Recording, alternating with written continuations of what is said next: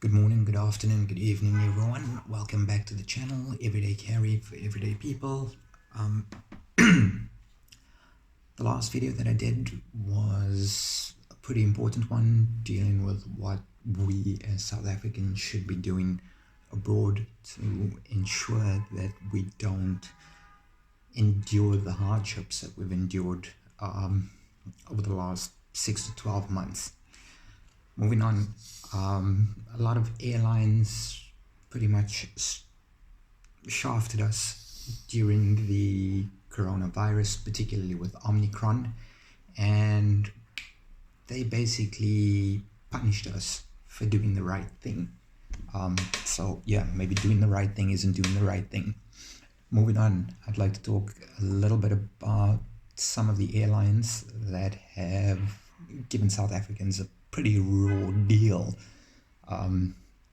particularly with the onslaught of Omicron. Now, full disclosure, I'm not affiliated to any of these airlines. I have used them in the past. I've found them to be really, really good in the past, particularly for breaking my journey, from wherever it is I was in the world back to South Africa. So, that being said, let's get into it. Apparently, Emirates Airlines has resumed outbound flights from South Africa yesterday, which was the 29th of January 2022. I say apparently because I've got no confirmation with regards to that there. Looking at Qatar Airways, a lot of people have been very despondent with the way that Qatar Airways has handled their South African flyers, customers, clients, whatever you want to call it. And yes, some of it has been dismal, but let's take it a step back. From the onset of coronavirus or SARS COV2 or whatever you want to call it, Qatar Airways was pretty much the only airline out there that made sure that they got South Africans back home and they got South Africans out of South Africa back to their work. So they need to be credited and commended for that there. They did do an excellent job.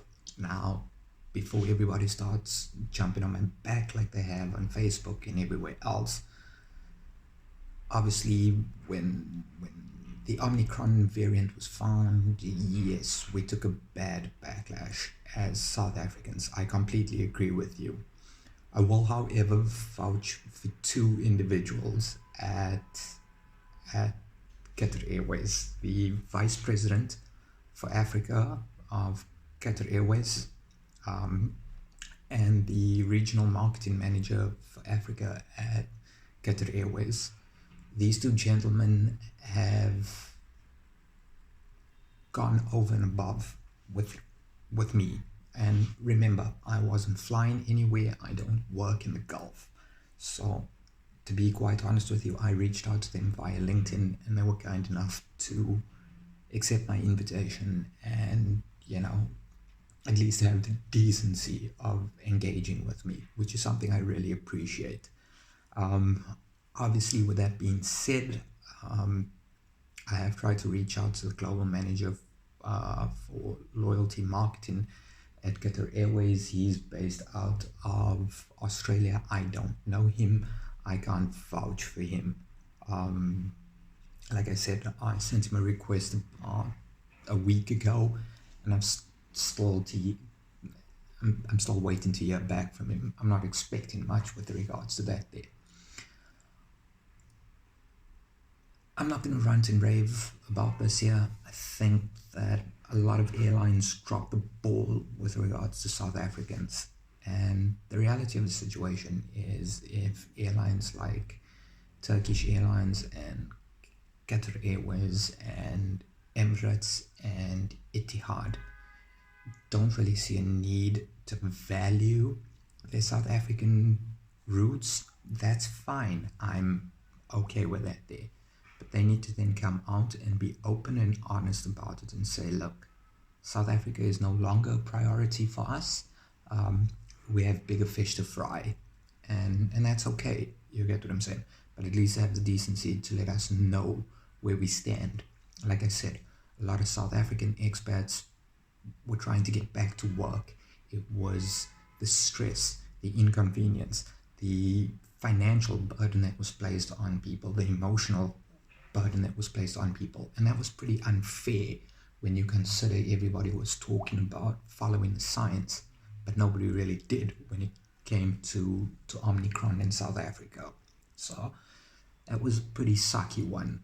I will, however, still stand by the fact that I will vouch for the Vice President of Qatar Airways Africa. I think he's a wonderful gentleman who, like I said, didn't have to accept some nobody like me's request to connect with him on LinkedIn. He certainly didn't need to engage with me via email, and for that I'm truly grateful. Still stand by the regional marketing manager for Africa.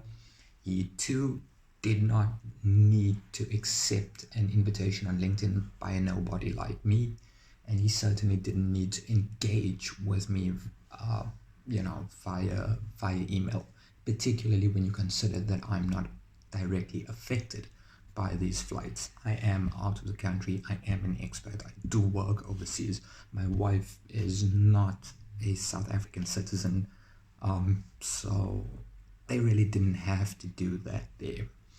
Moving forward, I would like to, however, engage particularly with Qatar Airways, because I still feel that they're a very good airline that did a lot, particularly at the beginning of the pandemic, to assist us as South Africans, both being repatriated and those, that needed to fly out of South Africa to get back to work. With regards to the global manager for loyalty marketing, like I said, I don't vouch for him. The gentleman has not even acknowledged my request to engage with him. He's based out of Australia. So my thing is, I would prefer to engage directly with Qatar Airways' people in South Africa, looking at reevaluating their loyalty program when it comes to Africa, and more importantly South Africa, because South Africans have really been hurt, particularly since November of last year. I don't see how somebody sitting in Australia can work on a loyalty program that's designed and targeted for the African market. I believe that the regional marketing manager for Africa at Qatar Airways should be given not just the right, but a lot more leeway to be able to deal with the African market. I believe that the vice president of Qatar Airways for Africa should be afforded the decency to be able to put forth a loyalty program for Africa and for South Africans. Somebody sitting in Australia, who has never been to South Africa, has no business working on a loyalty program targeted at South Africa. In any case, ladies and gentlemen, I'd just like to know your thoughts with regards to this year. Once again, as always, if you like the content of this channel, please go ahead and subscribe, like, hit the bell icon so you can be notified when new videos come out. Obviously, like I said, I'm still on vacation until the 8th of February, so I will be working on a lot more videos. Thereafter, I'm pretty much going to focus on putting out a lengthier video, possibly 20 to 30 minutes once a week on a Sunday. As always, please don't forget to leave your comments in the comment section. I really value that there.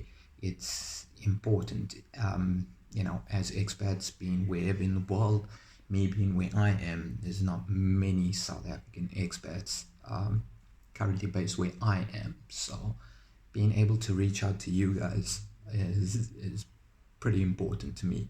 Once again, please, like I said, if you like the content of this channel, don't forget to subscribe, like, hit the bell icon, and most importantly, please leave your comments in the comment section below.